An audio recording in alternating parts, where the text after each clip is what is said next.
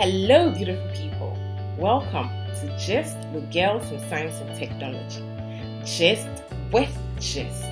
Kindly subscribe to our YouTube channel, Girls in Science and Technology Ghana, and let's learn from our amazing females in the science, technology, engineering, and math field. Our females in the STEM field. Let's continue to encourage our young females to pursue careers in STEM.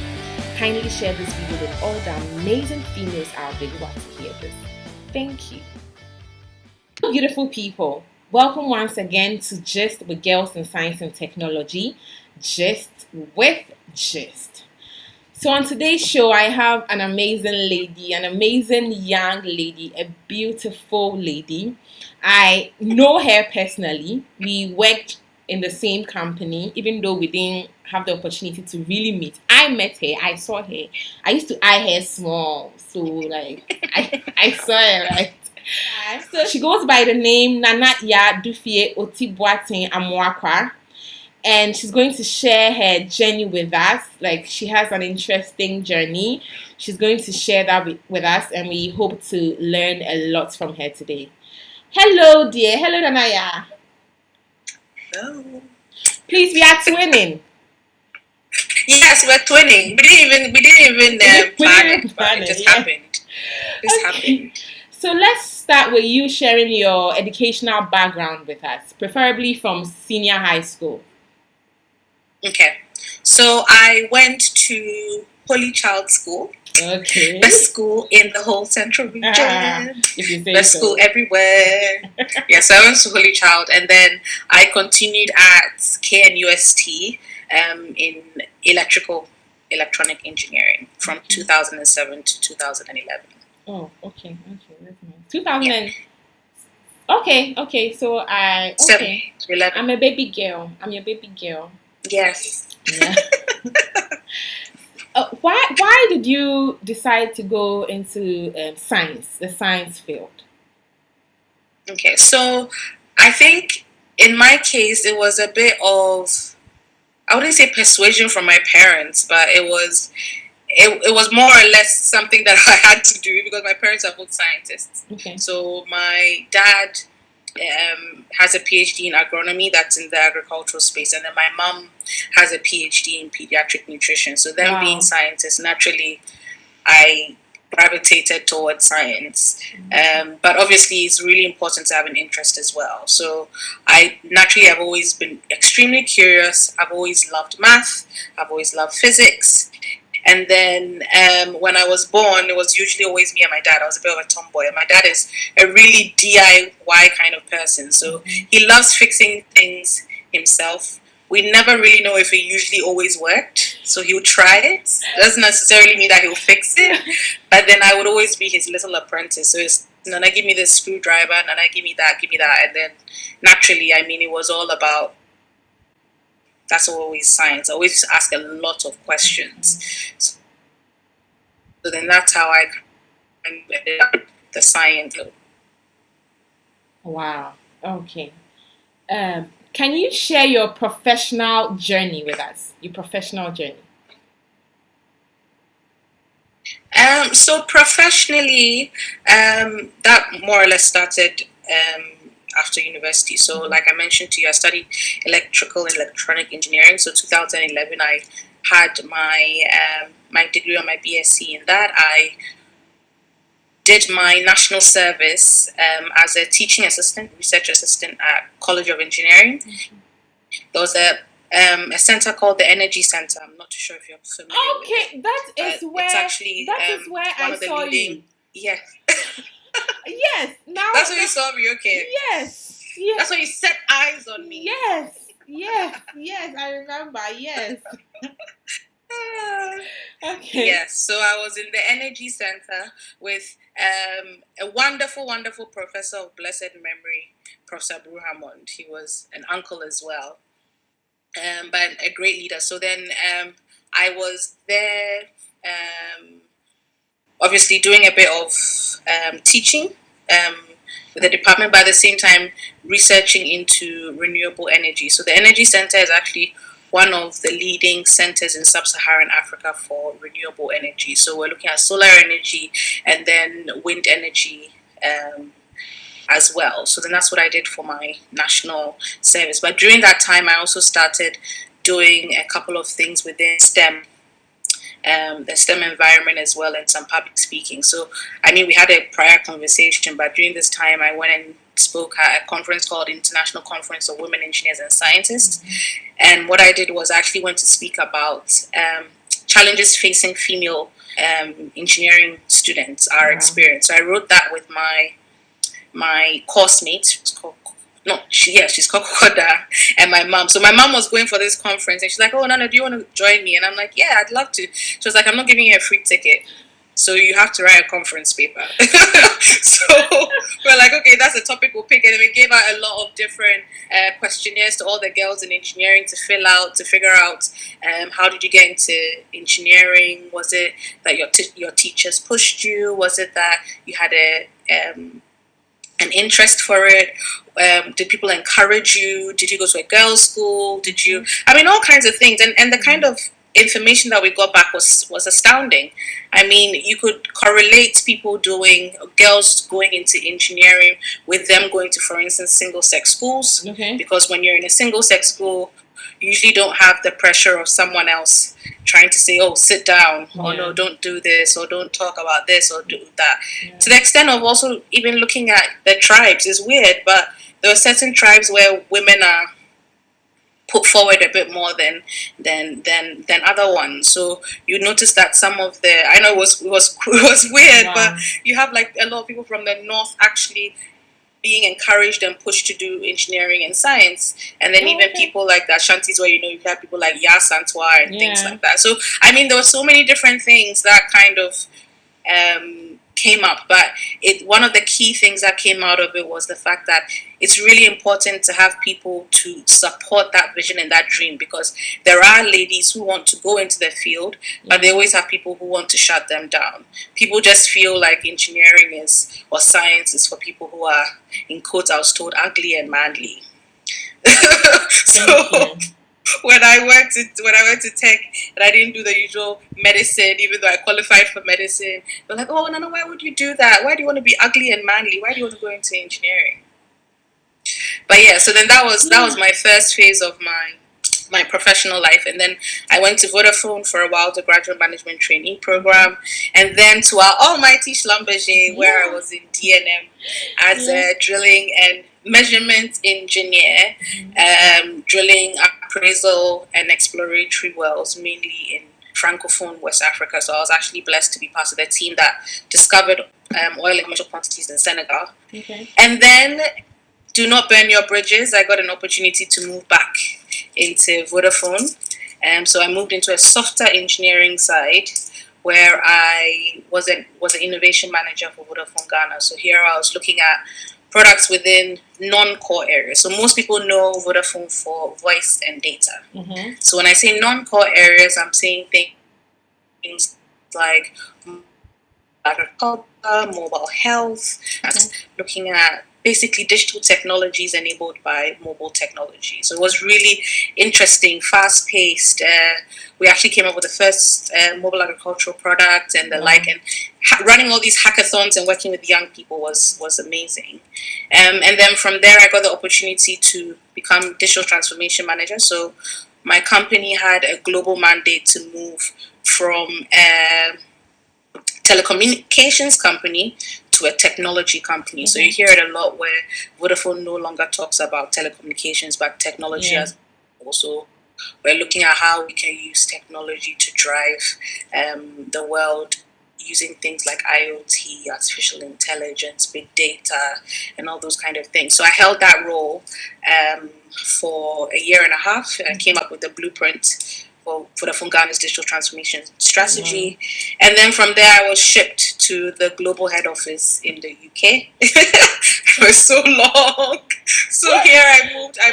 I was shipped over here on the Columbus program, and then I came to look at digital products for our enterprise customers. So we have an area called Vodafone Global Enterprise, where we look after just Fortune 500 companies. So then I was in that team and we're building products for them. And then I moved into our consultancy and innovation team, where I was a digital transformation consultant. So again, running digital transformation workshops and innovation sessions to help customers on their digital transformation journeys. And then finally, where I am now, I am a senior innovation manager for Vodafone UK, where I look at how we can use the transformative power of 5G to help companies achieve their outcomes in different verticals. So then that's what I do. That's been my journey up till now. Wow. That's amazing. It's unfortunate we never met offshore. We never. I know. We would have shared a room. We would have. And then we would have become besties. Like you share a room with someone and you guys become besties. I know, that's it. That's all we need to do. Yeah. Wow, your journey is amazing. And it's like a lot has happened in like a short period of time. Because I just saw you in Schlumberger, right? Like I just met you in Schlumberger and you've done all this already. So congratulations. That's amazing. Thank you. That's amazing. So what motivates you? What's your drive? I know this might sound cliched, but for me it's all about impact. I'm very, very big on impact, specifically social impact. That's like my biggest thing. So I'm driven by making a change and making a change for the better, whether it's someone's personal life, whether it's someone's business.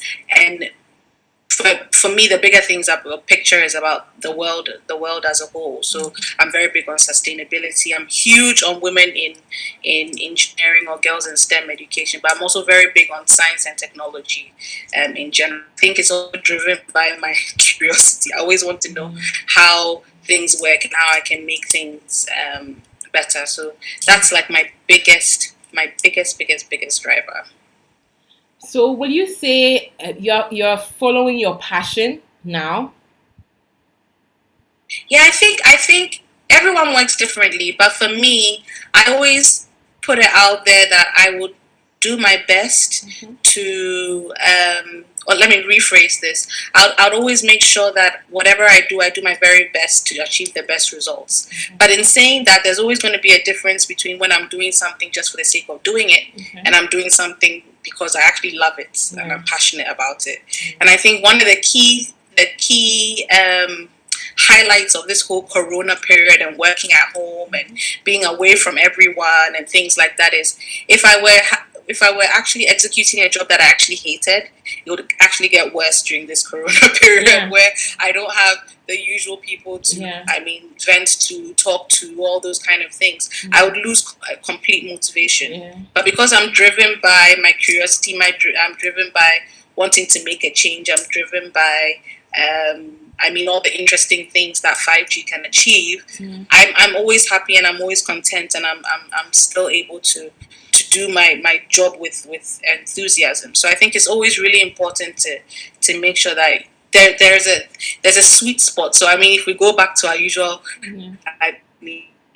mathematics, with the basic Venn diagram, there should always kind of it should be big enough to make sure that you're happy and you have a balanced life. Obviously, you don't always get to do what you like, and I think that's one of the things that you should also realize. But especially early in your career, it's really good to, in my case, I was told, be a sponge. So learn as much as possible. You don't really know when the previous experience that you actually hated is going to come in handy. But as you grow and you kind of know what you're good at and you can hone your skills into those kind of things, and you start gravitating to find that sweet spot between a job that is really good and it's interesting, but it's also something that you're actually really passionate about. Because I'm not driven by. Money is good. Money is great. Money is great. If I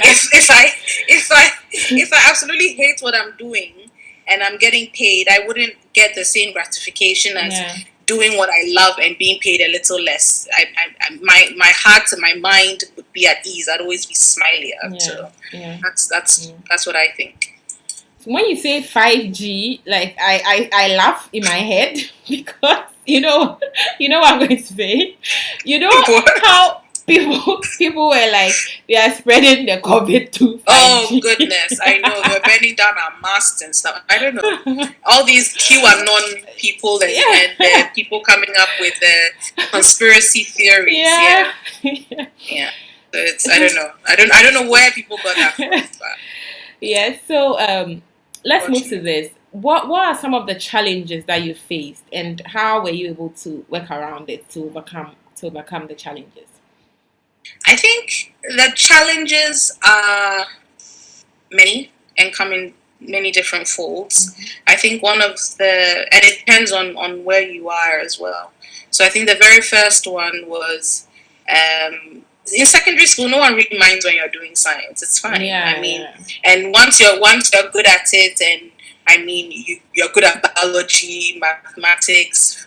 People don't even really mind so much about the physics, but the usual expectation is, you'll be a doctor. You'll be a doctor, exactly. That was it. Yeah. So in Holy Child, I did science. I was on the maths and science quiz team as well, and all of that. So that everyone was gravitated towards, Nana will be a doctor. And then the usual African thing as well, where you have parents and everybody wants a doctor in their home and all those kind of things. So even though, yes, my parents were scientists, my dad really wanted me to be a doctor. So the first hurdle was just getting over saying, I want to be an engineer. I don't want to be a doctor, right? So I went through counseling. I went through, I kid you not, I went through and obviously, like you mentioned, my parents were lecturers, so it was like, oh no, why don't you go and talk to this dean or whatever, and try and change your mind and be a doctor, make it your first choice. So what I finally had to do was to make engineering my first choice and then medicine my second choice, because if I had made medicine my first choice, I would have gone into medical school. Yeah. So that was the first hurdle. So I think one of the first ones is trying to educate people, or trying to get people to understand that there's nothing really wrong with going into engineering, and it's not. I get it that it's male dominated, but it's not. Doesn't mean that it's the preserve of men, right? And I think that's another thing, when people naturally in our setting, people feel like women should be a bit subdued and shouldn't be tough and shouldn't be, So the usual thing was, if you're going to do mechanical engineering, I'll be a fitter. I grew up in Kumasi, so it was like, mechanical. You're saying it well. You're brutalizing it. You're saying, "Obey a fitter." Obey fitter. Fitter. What is fitter? Obey fitter. You see electrical engineer. It's obey electrician. No. No, I'm not going to be an electrician. Oh my God. But yeah, that was one of the very first hurdles, and I think it's getting better, because I think the norm is that either you're a doctor, you're a lawyer, the usuals, doctor, lawyer, pharmacist. So I think that's the first one. I think it's changing though. People are starting to see that. It's changing. The second one would be, I think, as you move up as well, being in a male-dominated field, which you know perfectly well how that works. So most of us, we used to go to the rig, where usually there are like 150 people on the rig. If you're lucky, there'll be another female. If you're not lucky, you're the only one. So being able to balance, obviously you are female, there's nothing you can do about it, right? Being able to balance being a woman, and obviously knowing that there are certain things you still need help from the men to do.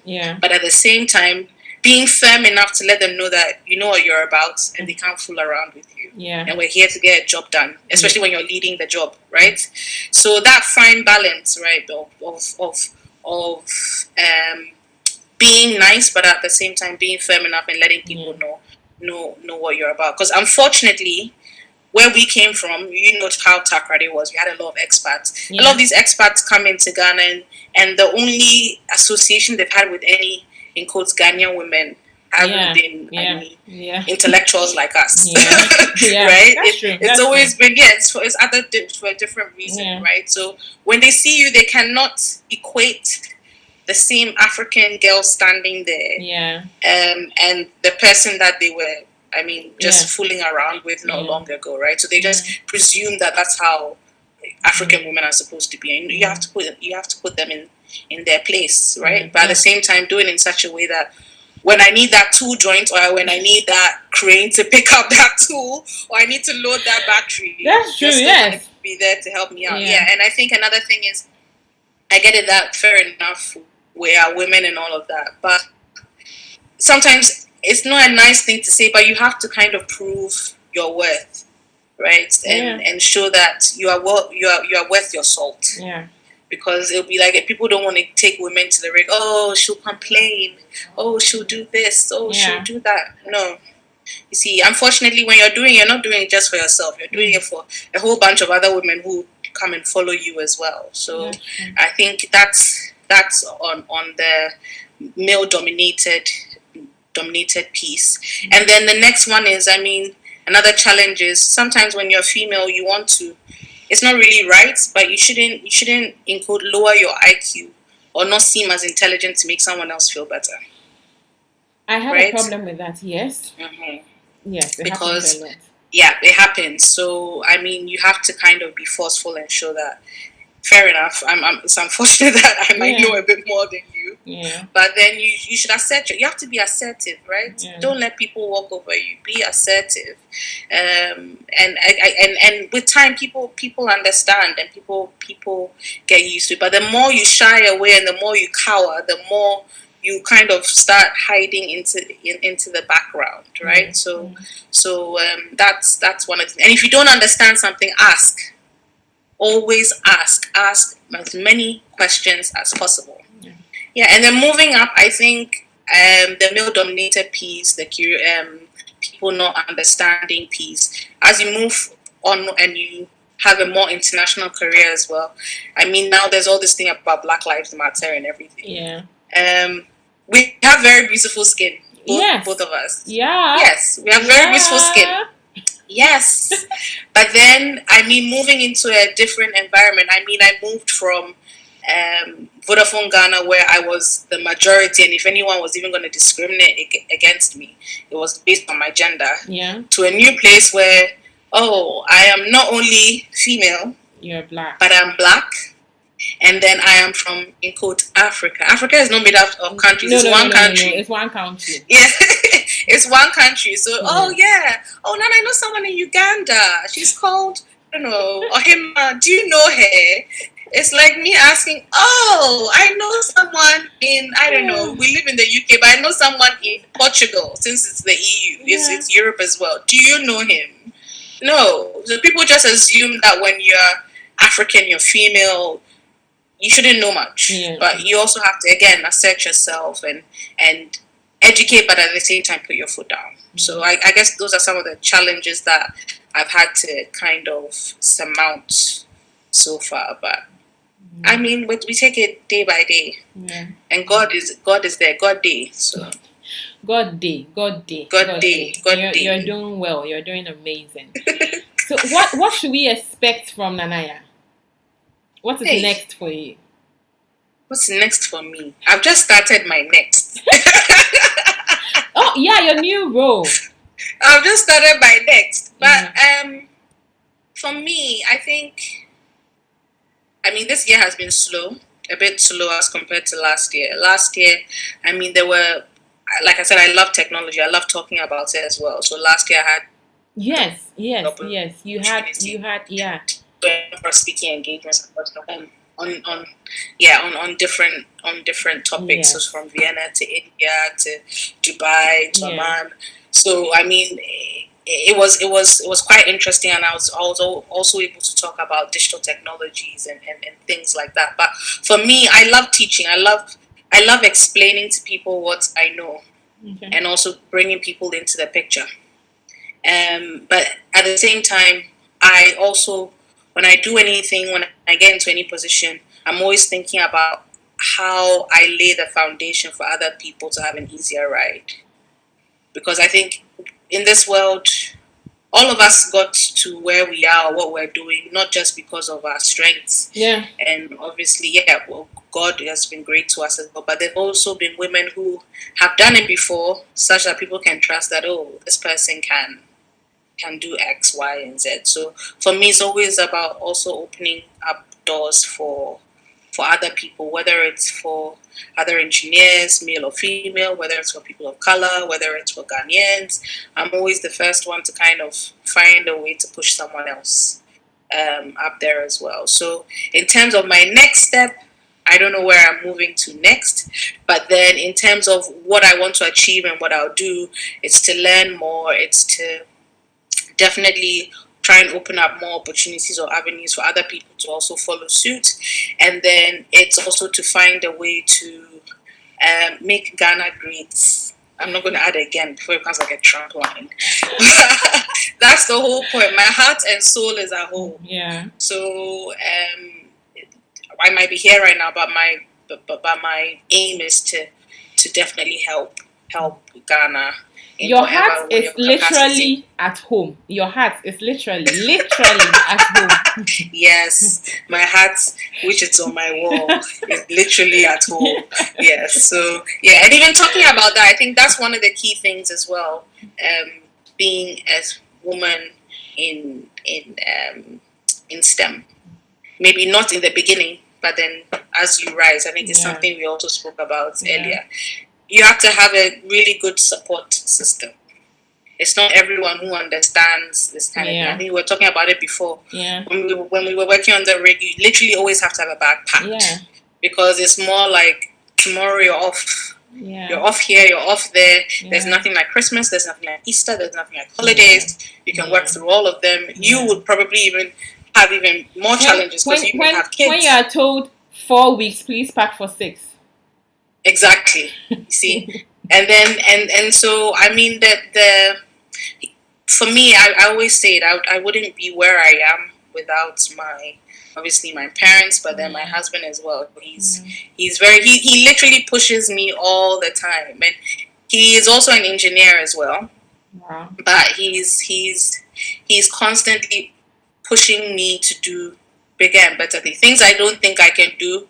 He's the one saying you can do it and you will do it, right? So I think it's really important to have someone who is very understanding and supportive. So if you are in STEM, you're an engineer, you're looking to do hardcore engineering, like go onto the rig or do something that is not soft engineering. As you move up and as you have your relationships, kind of bear that in mind and test the waters and see how the person is like, because it can make or break your career. I know people who went into engineering, they really wanted to practice it, but then it's more like, why do you want to do this? Why don't you just sit and working in the bank is not bad. But if your passion is figuring out how things work, connecting wires, doing manual stuff, right? And somebody doesn't want you to do that, right? Everyone is different. Me, I'm called Dufie. Dufie is naturally unknown to be difficult. So nobody can tell me not to touch a screwdriver or not. And yeah, he's gotten to understand that. So I guess he knows that. But at the end of the day, too, when you marry someone, there are compromises and things. So yes, he knew that before he married me. But again, and I realized that not everyone is as lucky or as blessed. So it's something that you should bear in mind. And then also the role models. So I've also been lucky enough from different angles. So the company I work with, when I was in Vodafone Ghana, SLT was literally like 70% female. Oh, okay. That's true. Vodafone. So she was our strategy director. So we had right now our CEO is female, enterprise director, female digital officer, female HR director, female marketing. Marketing has changed, but we used to have a marketing director, female CTO, female. So I mean, you get the perception that you can do it if you put your mind to it. And our CEO is actually the former CTO who was an electrical engineer. And usually, it's very rare for CTOs to become CEOs because they say we don't have enough. Commercial acumen. But she's done it, well, right? Lucy Quist is an electrical engineer. Yes. She's in Morgan Stanley right now. She was a strategy director of Vodafone. She became CEO of Airtel and is now in Morgan Stanley. So, I mean, you have people like that to look up to. And then in my case as well, I have my own mother who is crazy about STEM, right? So I have that as well. But always make sure there's somebody whose career path or journey, like for instance Lucy, when I moved into Vodafone, I was in awe of her And she has studied electrical engineering. She went to Ford. She came to the UK. Then she was in Millicom. Then went literally. Look at me. I'm telling you a CV. Like, I love her. I've actually had her on the show before. I've had her on the show before.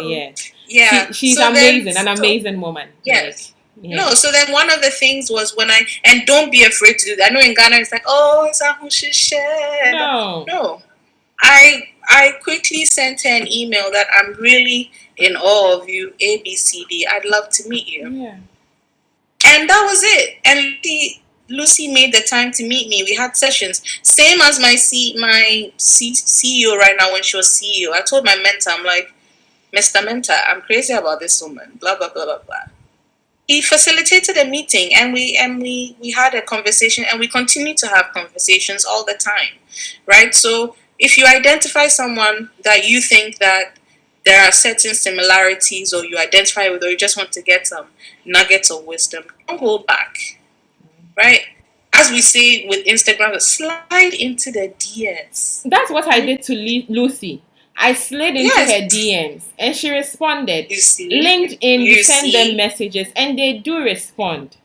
Exactly. As my mom will say, you have to be in it to win it. Yes. So if she didn't respond, you didn't lose anything. Exactly. But she responded, so you actually gained. Yeah. So then don't be afraid to just like reach out to someone and talk to someone.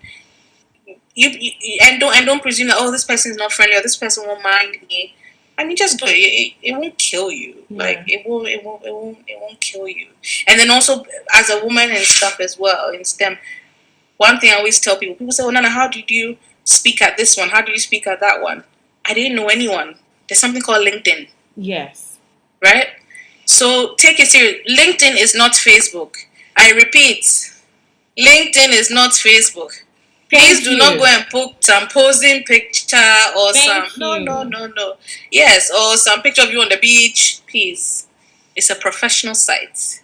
It's a site for you to connect with people and to also let people know your strengths, know what you're up to, what you're interested in, and you never know where it will take you. Yeah. I have every single speaking engagement, literally nearly every single one I've had for the past 3-4 years have all been through LinkedIn. I didn't know any of the people. Nothing. And obviously when you start one, when you go in and it goes well, people start recommending you. But then that's exactly how it happens. So please take it very, very seriously. You'd be surprised. Even when you apply for jobs, the recruitment managers, the first thing they go and do is to look at your LinkedIn profile. Yeah. And if it's empty, too bad. Yeah. If it's also there but it's full of non-professional stuff, that also speaks volumes. So take that part seriously as well, because you never know where it will take you.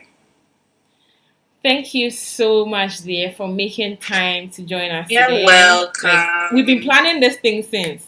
Then there'll be some sort of miscommunication somewhere. And yes. Thank you. Yes. Thank you so much for making time. You're welcome. I've learned a lot. Thank you for having me. And I'm excited. Thank you so much, dear. Thank you. God bless you. You're welcome. Viewers, for joining us today. Thank you all so much. Please do well to like and subscribe to our channel.